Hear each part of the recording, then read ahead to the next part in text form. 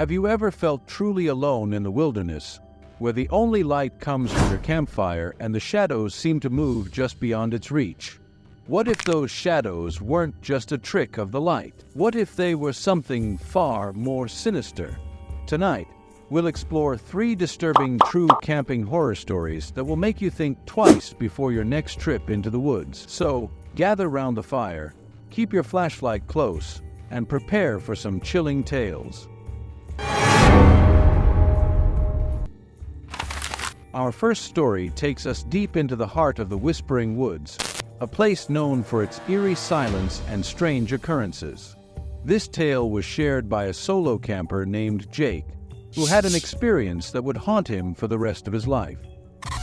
Jack says, "It was supposed to be a peaceful escape, a weekend away from the noise of the city. I set up my tent near a small, secluded lake, the perfect spot to unwind and connect with nature. As the sun set, I lit a fire and settled in for a quiet evening under the stars. But as darkness fell, I began to notice something strange. The usual sounds of the forest, the chirping of crickets, the rustling of leaves, seemed to vanish. It was as if the woods were holding their breath. Then I heard it, a whisper, so faint I thought I imagined it." Jack says, "Jake, my heart skipped a beat. How did anyone know my name? I was miles from the nearest town, and I hadn't seen another soul all day. I convinced myself it was just my imagination and tried to ignore it. But the whispering continued, growing louder and more insistent. It seemed to come from all around me, as if the trees themselves were speaking." Jack says, "Jake, leave." Panic set in. I grabbed my flashlight and shone it into the darkness, but saw nothing. The whispers turned into voices, multiple voices, all chanting the same thing: "Leave! Leave! Leave!" I couldn't take it anymore. I packed up my gear as quickly as I could and started hiking back to my car, the voices following me every step of the way. When I finally reached the parking lot, the whispering stopped. I looked back at the dark, silent woods and vowed never to return. To this day, Jake doesn't know what he heard that night. Was it a warning, a threat, or something far more inexplicable? One thing is certain: the Whispering Woods are not a place to be taken lightly. Our next story comes from a group of friends who ventured into the wilderness for a weekend of hiking and bonding. What started as a fun getaway quickly turned into a nightmare they would never forget. This is the story of the haunted cabin. Deep in the remote mountains, there is an old cabin, abandoned for years. Local legends say it's cursed, but that didn't deter Mark, Lisa, and Tom from making it their base for the weekend. Mark says, "We found the cabin just as the sun was setting. It looked old and worn, but it had a certain charm. We joked about it being haunted, not taking the warnings seriously. As night fell, strange things began to happen. The temperature inside the cabin dropped suddenly, and an unsettling feeling filled the air." Lisa says it felt like we were being watched. Every creak of the floorboards, every rustle outside sent shivers down our spines. But we tried to brush it off as our imaginations running wild. That was until they heard the footsteps. Slow, deliberate footsteps, echoing from the second floor of the cabin. Tom says we froze. There was no way anyone else could be up there. We were miles from civilization, and the only way in was through the door we had locked behind us. Mark decided to investigate, despite the protests of his friends. He crept up the stairs, the flashlight barely cutting through the darkness. Mark says at the top of the stairs, "I felt an icy breeze.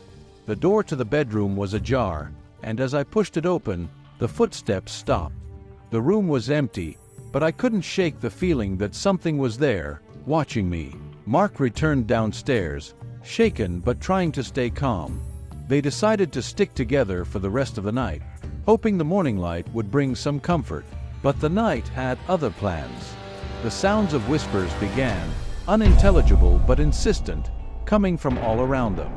Lisa says it was like the walls themselves were whispering. We couldn't make out the words, but the tone was clear. We were not welcome. At the first light of dawn, they packed up and left the cabin in a hurry, vowing never to return. The experience left them with a chilling reminder that some places are haunted for a reason. To this day, they wonder what presence lurked in that old cabin, and whether it still waits for unsuspecting visitors to this very day.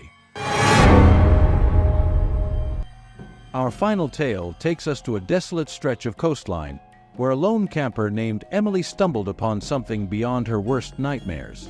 This is the story of the Abandoned Lighthouse. Emily had always been drawn to the ocean's solitude, seeking solace in the crashing waves and endless horizon. But what she found that fateful night was far from peaceful.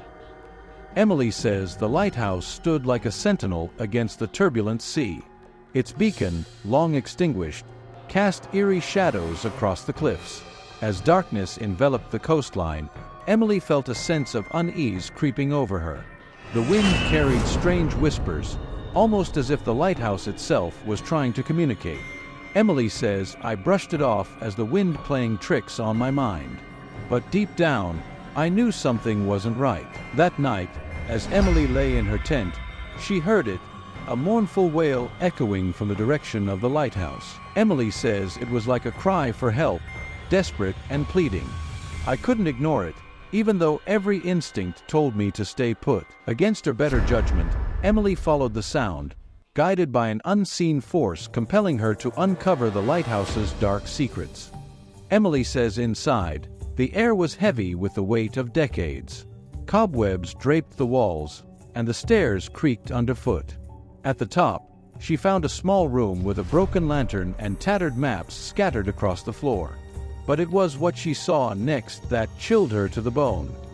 Emily says standing at the edge of the room was a figure, faint and translucent, its eyes locked with mine, filled with an unfathomable sorrow. Emily stumbled back in terror, scrambling down the stairs and out into the cold night air. She ran until she reached her tent, where she huddled, praying for dawn to break. When morning finally came, Emily packed up her belongings and fled the coastline, leaving behind the haunted lighthouse and the ghostly apparition that still haunts her dreams.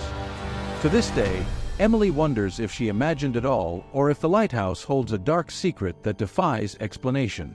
One thing is certain, some mysteries are best left undisturbed, lest they disturb us in return.